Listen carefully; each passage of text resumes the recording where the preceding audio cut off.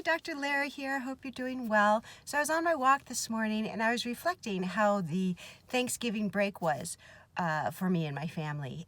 We had company come in from out of town, and we had boyfriends over, and it was a lot different than what we're used to. So I was just kind of reflecting on how that week was and how that Thanksgiving dinner was, and we had some really interesting conversations, and it led to something that there's a phrase that I have in my head, and it was question everything.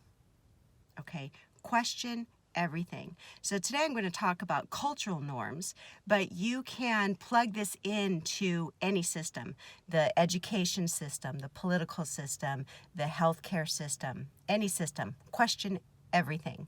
So we were talking at the table about cultural norms and the relationship with the mother-in-law with the daughter-in-law. And in this particular culture, actually, it's not just one culture. It's through many cultures. The norm is for the mother-in-law to automatically dislike the daughter-in-law, no matter what.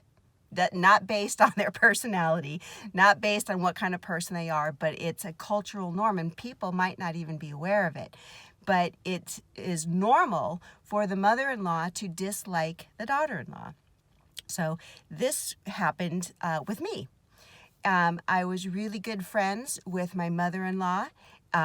Absolutely adored her. We had a really great relationship. And then once I married her son, everything changed.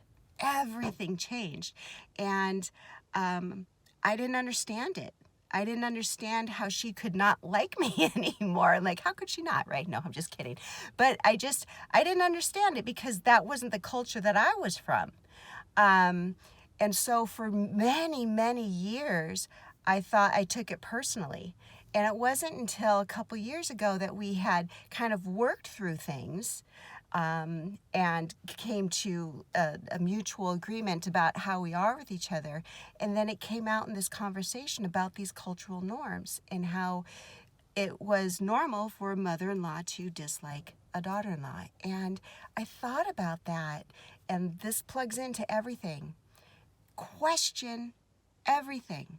Like, it didn't make sense to me, something so cruel, why we would continue to go along with that just because we're told to, just because our elders did it, because it's tradition. It doesn't make sense to me. So the message I have for you: question everything. If there are things that are coming into your life that aren't making sense, but you're still following because it's the social norm, it's what you're told to do, question it. If it doesn't feel right in your body, there's a reason why. Because it doesn't feel right in your body. It's not your truth. We're heading into, or we are in, the awareness of humanity that we don't have to accept everything that we're being told. We have the ability to think for ourselves, and I think a lot of people have forgotten that.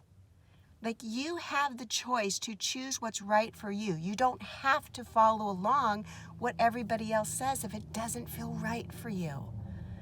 So today, I just live life on your terms. Make decisions that feel right for you. And just because it's been handed down after generation after generation after generation, listen to the doctors. They know better than you. Listen to your elders. They're wiser than you.